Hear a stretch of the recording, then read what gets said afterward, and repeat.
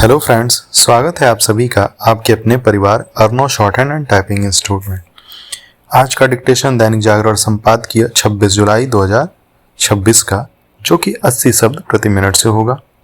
सभी लोग बिल्कुल ध्यान से लिखेंगे, मैटर को ट्रांसक्राइब करेंगे और गलतियों को कमेंट बॉक्स में कमेंट करके जरूर बताएंगे।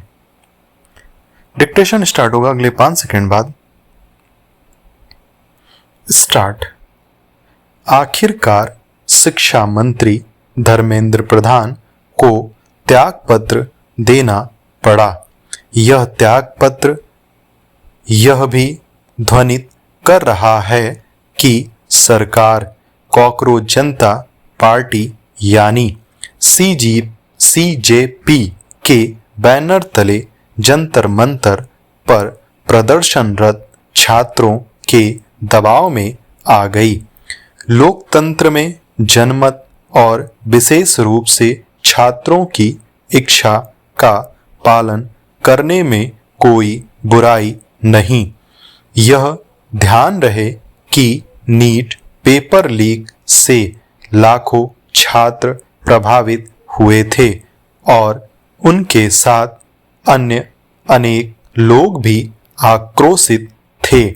यह आक्रोश सहज था और सरकार को इसकी चिंता भी करनी चाहिए थी, लेकिन ऐसा करते हुए उसे यह संदेश भी नहीं देना चाहिए कि जंतर मंतर पर छात्रों के बीच घुसे अराजक तत्वों की हिंसा से बचने के लिए उसने शिक्षा मंत्री से त्यागपत्र लेना आवश्यक समझा।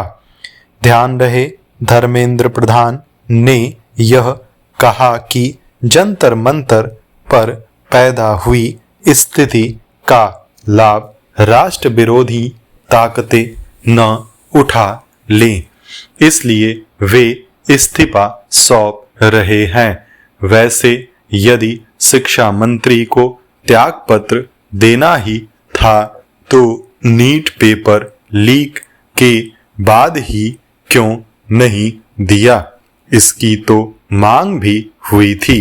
इसी तरह सरकार ने सीजेपी के धरने पर, खासकर उसके संसद मार्च के दौरान हिंसा के बाद पेपर लीक के दोषियों को दंडित करने और परीक्षाओं में सेंध लगने की समस्या से निपटने के लिए जो अनेक कदम उठाए, वे पहले क्यों नहीं उठाए जा सके?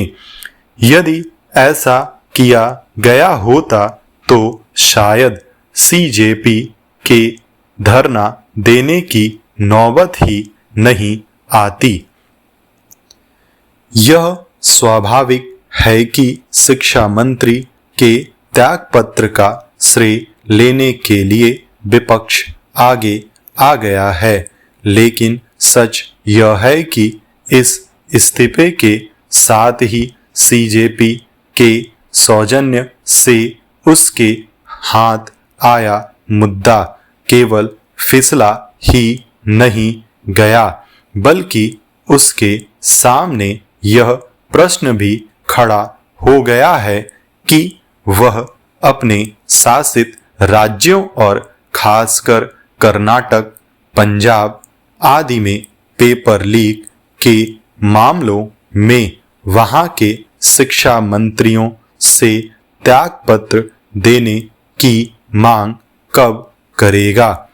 क्या ऐसी कोई मांग सीजेपी भी करेगी?